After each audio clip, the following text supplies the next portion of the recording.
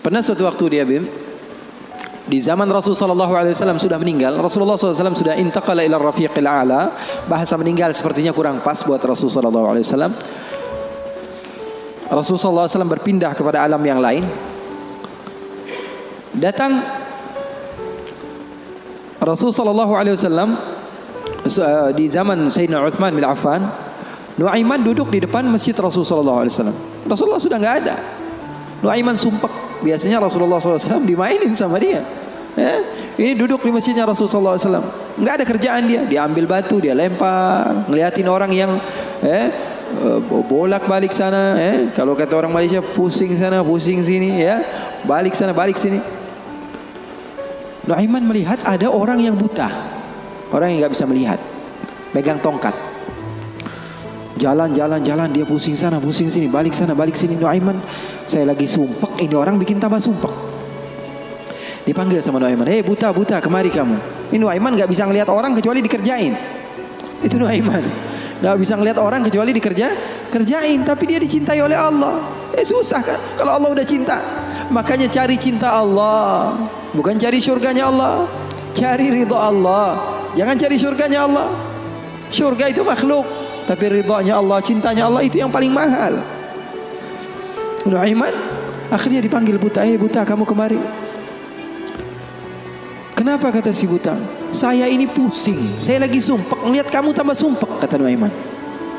Saya ini bukan mau bikin sumpek orang, kata si buta. Lalu apa yang kamu ingin lakukan? Saya ini dari tadi cari toilet, saya kebelet, kata si buta. Saya bersama anak saya yang biasa membawa saya, tapi anak saya sekarang sedang pergi ke pasar. Saya tidak tahu di mana dia. Saya sudah nggak kuat, kata Nuaiman. Oh, kamu cari toilet, bilang dari tadi, nanti saya bantu, kata Nuaiman.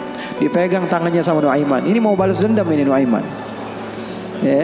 Ini dipegang tangannya, dibawa kemana? Ke masjidnya Rasulullah Sallallahu Alaihi Wasallam. Dulu masjid nggak ada toiletnya, beda sama sekarang. Sekarang orang ke rest area, ngeliat ada masjidnya nggak? Ada. Mau ngapain? Mau sholat duha? Bukan, cari toiletnya. Orang zaman sekarang kan begitu. Maka Nuaiman memegang tangan si buta, dibawa ke masjidnya Rasulullah. Kira-kira sudah dekat mihrab, di samping, di depan, katanya, oh ini toiletnya. Kamu mau ngapain terserah kamu di sini. Apakah sudah tidak ada orang di belakang saya? Tidak ada, sudah aman tempatnya. Nuaiman kabur udah nggak ngurusin lagi udah. Orang lagi sholat banyak, sahabat-sahabat tabi'in lagi pada sholat. Ini tiba-tiba di depan, bayangin di depan situ ada yang buka celana. Yang lagi sholat, mereka mempercepat sholatnya, lalu maju ke depan, ingin dipukul ini orang. Ternyata ketika dilihat, wah buta ternyata. Kenapa kamu berani buang air kecil di masjidnya Rasulullah? Awa masjidi Rasulullah. Apakah ini masjidnya Rasulullah? Iya, ini masjidnya Rasulullah. Inna lillahi wa inna ilaihi raji'un. Kata siapa? Si buta ini. Tadi saya cari-cari toilet, tiba-tiba saya berjumpa dengan orang yang sepertinya orang baik. Dari tutur bicaranya adalah orang baik. Dia katakan ini adalah toilet, tempat buang air kecil. Kata sahabat-sahabat, pasti ulahnya Nuaiman. Karena semua sudah tahu, sudah ini kerjaan Nuaiman, gak ada selain dia. Maka siapa-siapa, kata si buta? Nuaiman.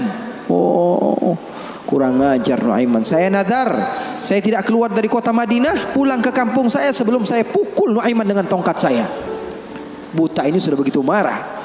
Akhirnya dia keluar dari masjid, dia cari-cari. Dia pusing sana, pusing sini, lari sana, lari sini. Dia cari di mana yang namanya Nuaiman. Tanya ke sana, tanya kemari. Tahu nggak Nuaiman? Oh, Nuaiman kalau dicari nggak bakalan ketemu. Tiba-tiba dia sudah capek, ini si buta. Nuaiman datang. Nuaiman tanya, nakar sautu. Dia rubah suaranya. Buta, lagi ngapain sendirian di sini? Dia bilang, saya lagi sumpek ini. Sumpek kenapa? Saya ditipu sama orang. Siapa namanya? Nuaiman. Terus kamu mau ngapain sekarang? Saya mau balas dendam. Oh, sini saya antar kamu kepada Nuaiman. Padahal yang ngomong siapa? Nuaiman. Ini bukan cerita-cerita saya yang bikin loh, bukan. Ada riwayatnya. Maka Nuaiman memegang tangan si buta, dibawa lagi kemana? Dia bohongi, dia tipu. Dia ajak keliling-keliling dulu, seakan-akan tempatnya sudah jauh. Selepas itu dia bawa ke masjidnya lagi. Dibawa lagi ke masjidnya Rasulullah SAW. Didekatkan kepada mihrab. Ketika itu Khalifatul Rasulullah Sayyiduna Uthman bin Affan, Amirul Mukminin, sedang salat. Sayyidina Uthman, jangan kalian tanya khusyuknya di dalam salat. Bahkan beliau terbunuh ketika sedang membaca Al-Quran, zikir kepada Allah Subhanahu wa taala. Dibawa oleh Nuaiman si buta dengan tongkatnya, disuruh pegang-pegang di mihrab. Ada orang enggak? Ada. Itu tuh Nuaiman itu, dia pura-pura soleh, itu dia habis nipu kamu, dia pura-pura salat katanya. Oh, ini Nuaiman. Iya. Akhirnya Nuaiman pergi. Nuaimannya pergi. Buta ambil apa? Tongkatnya, dia pukul Sayyidina Uthman bin Affan. Sekencang-kencangnya dari belakang orang-orang, para sahabat, para tabi'in, mereka teriak, "Qutila Amirul Mukminin." Ada musuh yang mau bunuh Amirul Mukminin. Semua menyerbu. Ternyata dia lagi. Baru sekitar setengah jam yang lalu dia buang air kecil di sini. Sekarang sudah pukul Sayyidina Uthman bin Affan. Akhirnya semua orang bingung. Dia bilang, "Kenapa kamu pukul Amirul Mukminin?" Katanya gemeter dia. "Saya pukul tadi barusan Amirul Mukminin. Saya ditipu sama orang. Orang bilang itu adalah Nuaiman." Kata si buta, "Demi Allah, semenjak sekarang saya tidak akan pernah percaya lagi sama manusia." Jadi hal-hal yang seperti itu ada. Bahkan di zaman Rasulullah sallallahu alaihi wasallam diriwayatkan beberapa ashabus sunan, mereka meriwayatkan Nuaiman ini pernah di zaman Rasul loh, di zaman Rasul. Terusin ya. Penyemangat Habib Muhammad. Tapi dia curang. Di tempat saya cuma berbicara 10 menit aja. Kalau ceramah di tempat saya hanya 10 menit. Saya sudah setengah jam lebih nih. Hampir sejam. Double ini, Beb.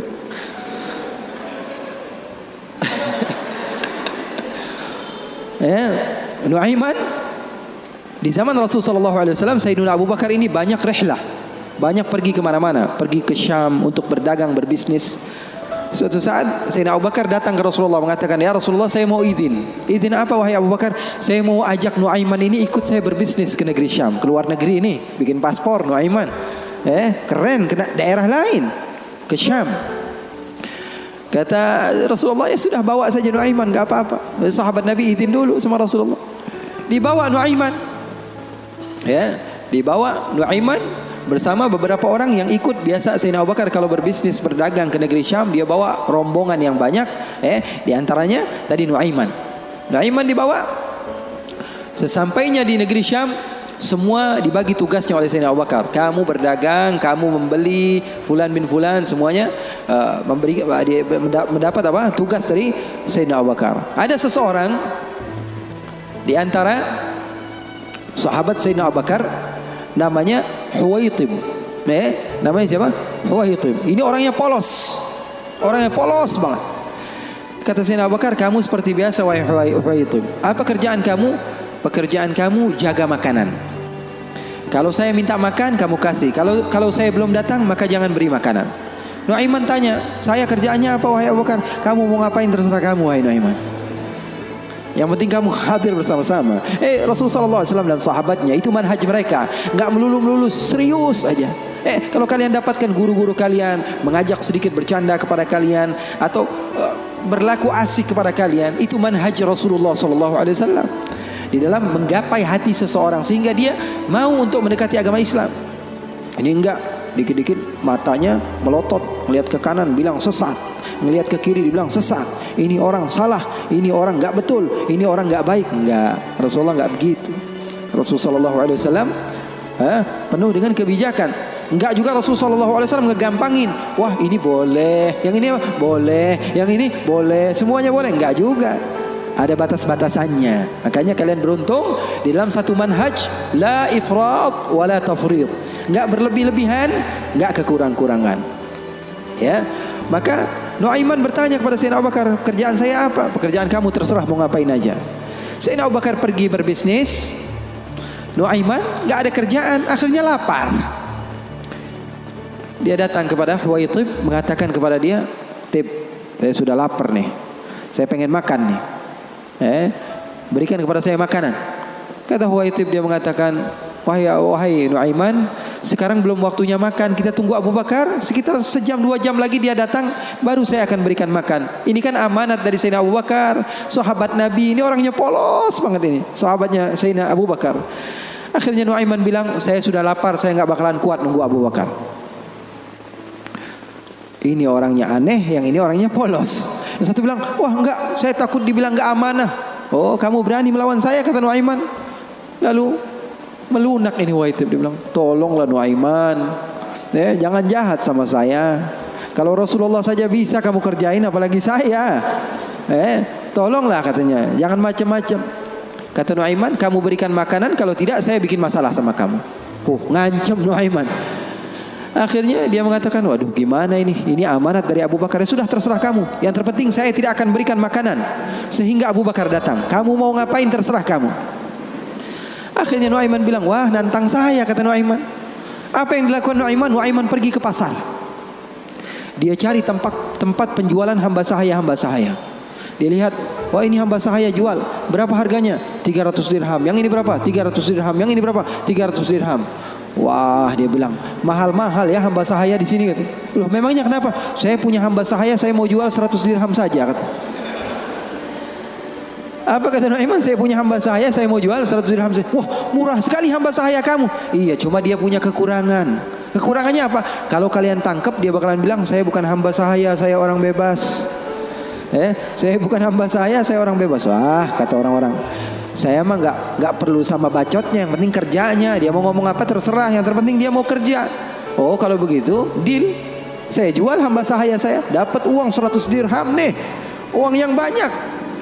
Kemudian didatangi Huwaitib, kemudian dikatakan, wah itu hamba sahaya saya. Ditangkaplah Huwaitib. Teriak-teriak dia, saya bukan hamba sahaya, saya orang merdeka. Kata yang beli, kami udah tahu ini kekurangan kamu. Nuaiman tuh cerdasnya, pinter otaknya. Akhirnya dibawalah ini orang ke pasar dan dijual di pasar. Itu sahabat Nabi padahal dimainkan sama Nuaiman. Nuaiman ambil uangnya, dia beli makanan, beli baju, belanja dia, shopping akhirnya. Dia beli peralatan-peralatan segala macam, dia pulang akhirnya. Sayyidina Abu Bakar tanya, mana ini Huwaitib, katanya. Mana kok nggak ngasih makanan sama sekali? Di mana dia pergi? Kata Nuaiman, udah aneh jual. Jujur lagi dia, udah di mana ente jual? Salah sendiri katanya. Saya minta makan nggak dikasih makan, akhirnya dia jual. Ketawa Sayyidina Abu Bakar. Di mana kamu jual? Ayo kita pergi ke dia. Dicari di pasar, ternyata Huwaitib masih berada di satu tempat, di situ dia dijual. Untung belum dibeli orang itu. Berapa kalau udah dibeli orang lain kan? Sayyidina Abu Bakar bilang, ini berapa harganya? 300 dirham. Dibayar sama Sayyidina Abu Bakar langsung. Dibayar sama Sayyidina Abu Bakar. Akhirnya dibawa pulang ke kota Madinah. Sayyidina Abu Bakar menceritakannya kepada Rasulullah SAW. Rasulullah tertawa sejadi-jadinya, katanya, hatta badat nawajidhuhu, sampai katanya gigi geraham Rasulullah kelihatan, katanya. Saking Rasulullah tertawa sejadi-jadinya ketika mendengar kisah antara Nuaiman tersebut. Katanya halal haul, kata perawinya, sampai 1 tahun berlalu kisah Rasulullah pasti tetap tentang Nuaiman ngejual sahabatnya yang lain. Rasulullah SAW hidupnya asik. Rasulullah SAW hidupnya seru. Oleh karena itu, yang terpenting apa? Ilmu walaupun sedikit tapi amal. Ilmu walaupun sedikit tapi amal. Oke, nggak apa-apa, asik-asikan di dalam kehidupan dunia kita, nggak apa-apa. Yang terpenting apa? Berlandaskan ilmu. Amal itu berlandaskan ilmu. Abdullah bin Mubarak tadi, dia datang ke goa, berjumpa dengan seseorang yang sudah beribadah selama 40 tahun. Abdullah bin Mubarak bilang, wahai Syekh, doakan saya, kamu adalah orang yang soleh, orang yang dekat dengan Allah, doakan supaya saya dekat kepada Allah Subhanahu Wa Taala. Katanya, iya, baiklah, saya akan doakan kamu. Ini kata orang yang rajin ibadah tadi, 40 tahun dia beribadah.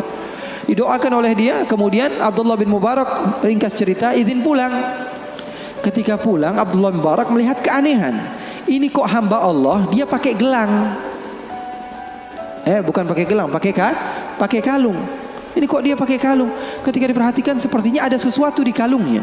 Ketika didekati ternyata apa? Dia pakai bangkai tikus. Jadi di sini dia pakai kalung, di bawahnya ada bangkai tikus. Na'udzubillah min dzalik. Ditanya sama Abdullah bin Mubarak, itu yang kamu pakai apa? Oh, ini ceritanya sudah lama, katanya. Bagaimana ceritanya? 40 tahun yang lalu, ketika saya pertama kali datang ke tempat ini untuk beribadah hijrah kepada Allah, saya mau hijrah nih. Saya tinggalkan kehidupan saya yang lalu. Saya duduk di tempat ini, saya beribadah. Saya rapikan tempat ini karena saya tahu tempat ini tempat makan saya, tempat tidur saya, tempat sholat saya. Ketika saya sedang merapikan, ternyata ada tikus. Akhirnya saya bunuh. Takut saya diganggu oleh tikus tersebut. Setelah saya bunuh, saya berpikir, saya beristikharah. Dia bilang istikharah lagi. Dia bilang, saya pikir saya datang ke tempat ini untuk beribadah kepada Allah, tapi kenapa saya mengganggu hambanya Allah? Maka setelah itu saya bernadar, saya tidak akan sholat kecuali membawa dia. Dia bilang, saya tidak akan sholat kecuali membawa dia. Dia bingung, Abdul Barak, kamu tidak tahu bahwa bangkai ini ada sesuatu yang najis, sholat kamu bisa menjadi tidak sah. Jangankan ibadah sunnah kamu, ibadah wajib kamu saja perlu diqadha. Ibadah wajib kamu saja tidak sah. Bukan menjadi hamba Allah yang banyak ibadahnya, malah dia banyak dosanya dan memiliki tanggung jawab di sisi Allah. Kenapa? Alasannya karena nggak punya ilmu. Mau banyak-banyak hasil tapi ilmu nggak ada. Itu namanya PA. Tahu nggak? Mau banyak hasil tapi ilmunya nggak ada. Banyak kerjanya tapi bukan berlandaskan ilmu, maka hasilnya juga kosong. Oleh karena itu pesan saya, kalau kumpul-kumpul sama habaib, sama ustadz-ustadz, sama siapapun orang-orang yang memiliki ilmu, ambil walaupun sedikit daripada ilmunya, amalkan. Itu saja dulu. Ya, nanti jangan terlalu banyak pengennya begini, pengennya begitu, pengennya langsung jadi wali. Ya, jangan. Mencontoh gurunya ketika gurunya sudah jadi, itu kesalahan besar. Tuh, catat. Mencontoh guru ketika guru sudah jadi, itu kesalahan besar. Mencontoh guru itu ketika dia belajar, ketika dia berusaha. Nggak ada orang yang alim, orang yang sukses kecuali dulunya dia susah. Ini mau nyontoh yang udah kerennya doang. Gaya berjalannya, pengen mobilnya sama, handphonenya sama, semuanya pengen sama, penampilannya pengen sama. Nanti dulu. Kalau kamu di masa hijrah, kamu contoh ketika guru kamu sedang berusaha, dan insya Allah itu manfaat bagi kita semua. Waktu kita masih ada beberapa menit, insya Allah untuk doa, untuk Habib Muhammad doa.